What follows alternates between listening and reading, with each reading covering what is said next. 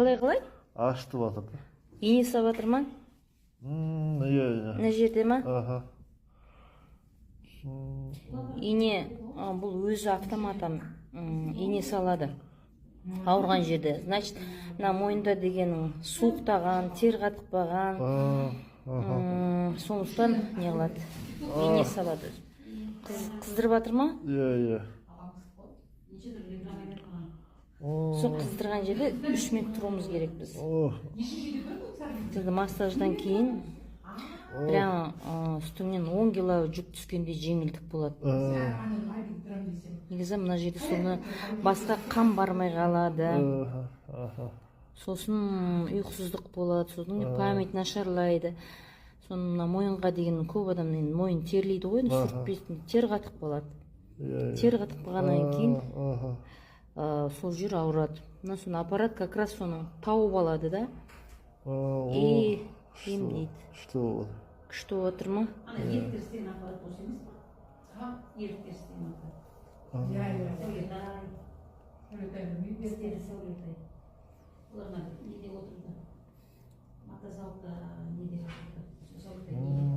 Қыздырды ма? Кішкене төмен түсесің. Мына жер ма? Кетіп қалдым. Кетіп қалдың ба? Осы жер ма?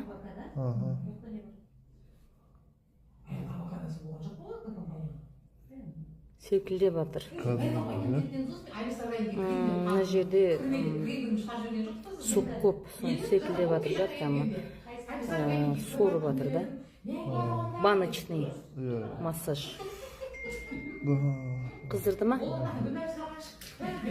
Қыздырады негізі. Где-то бір 10 массаж алсаң рахат болады ғой, көзің ашылады, настроение көтереді, стресс, депрессия кетеді, мияқтағы мойындағы тұз кетеді.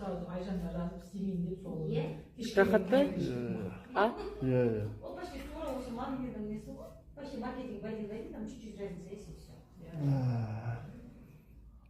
Как? Жақсы? Иә. Негізі иыққа да отдельно бір жарты сағат жұмыс істеу керек. Мойынға, мойынның төңірегіне де тоже бір жарты сағат жұмыс істеу керек да.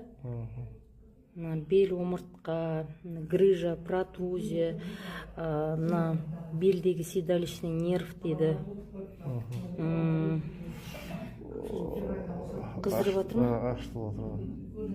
Қыздырып жатыр деген сөз. Қыздырып жатыр ма? Күйдіріп жатыр ғой. Күйдіріп жатыр ма? Значит, физиолечение жүріп